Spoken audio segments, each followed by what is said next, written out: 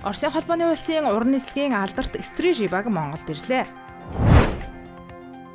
Монголц баг Интер Extreme Masters Dallas 2025 тэмцээний хасагдах шат буюу плей-оффс шалгарчээ. Барилга дээрээс дахин нэг иргэн унаж амь алджээ. Хашаандаа 5 мод тари экологийн аян эхэллээ. Бурайд улс манай улсад 6.3 мянган ширхэг суулгац нийлүүлээд байна. Дэлхийн санхүүгийн форумд Монгол банкны төлөөлөл оролцлоо. Ice Global-ийн цөөн хормын мэдээ эхэлж байна.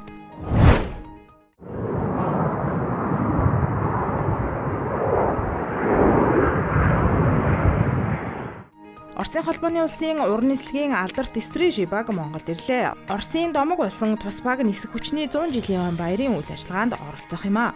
Зөвлөлт холбоот улсаас манай улсад бэлгэлсэн ачаа тээврийн U13 онгоц анх газардсан 1925 оны 5 дугаар сарын 25-ны өдрийг нисэх хүчин байгуулагдсан өдөр гэж үздэг. Тухайн үед зөвлөлтийн анхны нисгэгч нар тухайн онгоцыг жолоодон ирж байжээ. Стрижи багийн уран нислэгийн үзүүлбэр нь манай хоёр орны найрамдалт харилцаа, батлан хамгаалах салбарын хамтын ажиллагааг улам бэхжүүлж, залуу хойч үед их оронч үзэл, нисэх хүчнийг сурчлахад үнэтэй хувь нэмэр оруулах юм а.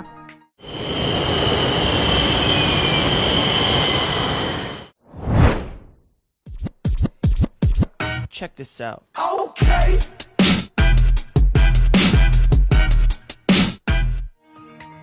Монголц баг Интер Extreme Masters Dallas 2025 тэмцээний хасагдах шат буюу плей-оффс шалгараад байна. Тэд энэхүү шалгарахын өмнө 3 шатны тоглолтод тус хожсон байна.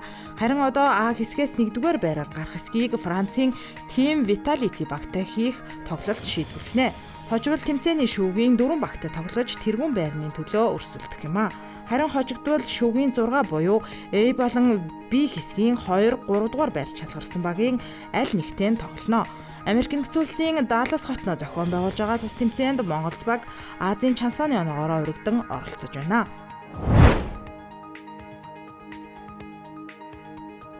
Барилга дээрээс дахин нэг иргэн унаж амь алдлаа. Осол энэ сарын 18-ны 18 цаг 30 минутад бүртгэгдсэн ба 40 настай эрэгтэй өндрөөс унаж нас барсан хэргийг Сүхбаатар дүүргийн цагдаагийн газрын 2 дугаар хилтээс шалгаж эхэлжээ. Тэрээр тухайн барилгын компанид эхний өдрөө туслах ажилтнаар ажиллаж байсан бөгөөд тавтны тавцан хэсэгт эд зүйл зөөж байгаад энэхүү харамсалтайгаар амь насаа алджээ.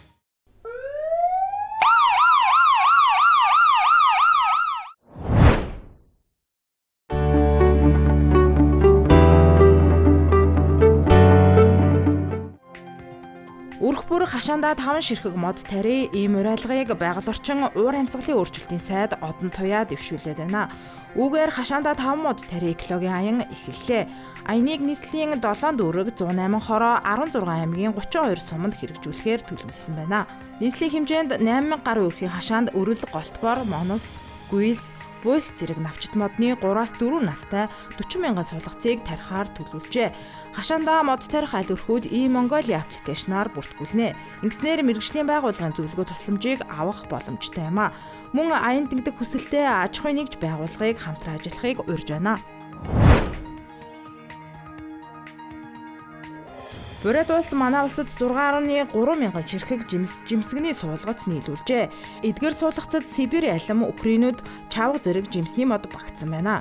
Тэднийг Тохойские саженцы нэртэй жимсгний суулгацын цэцэрлэгт үндэслүүлжээ.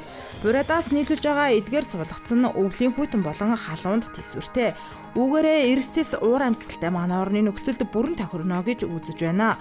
Мөн манай улс руу нийлүүлэхийн өмнө шаардлагатай бүхий л шинжилгээ туршилтыг хийж баталгаажуулсны үр дүнд импортлох эрхийг олгожээ. Инхүү тун удахгүй монголчууд дээрх төрлийн жимсийг импортлох бус харин өөрсдийн тарьсныг амтлах цаг ирхнэ. Манай улсын гадаад өр 37.2 тэрбум Америк долларт хүрч үүний 75%-ийг хувийн хөвшил тэр дундаа уул уурхайн салбар эзэлж байна. 1994 оны мөнгөний зохицуулалтын хуульд үндэслэн өрийн удирдлагын тогтолцоог бүрдүүлж олон улсын валютын сангийн мэдээллийн стандартыг хэрэгжүүлснээр ил тод байдал өрийн хяналт сайжирсан гэж Монгол банкны дэд ерөнхийлөгч Инх Тайван Дэлхийн санхүүгийн форум үеэр болсон хөгжиж буй зах зээлийн өрийн хямрал санхүүгийн засаглалын тогтолцоог бэхжүүлэхэд үзүүлэх үр дагавар сэдвт хилэлцүүлэгт оролцохдоо танилцуулжээ. Форумд дэлхийн өнцөг булан бүрээс 100 орчим өндөр албан тушаалтан, судлаач, салбарын мэрэгчлэнүүд оролцож эдийн засаг, санхүүгийн тулгымцсан асуудлуудыг хэлэлцсэн байна. Чуулга уулзалтыг бүгд найрамдах Хятад ард улсын Шинжэн хотноо Цинхуа их сургуулийн Хятадын Ардын банкны дэргэдэх санхүүгийн сургуулиас зохион байгуулжээ. Ice Globe-ийн цөөн хормын мэдээ байлаа. Ажлын амжилт хүсье.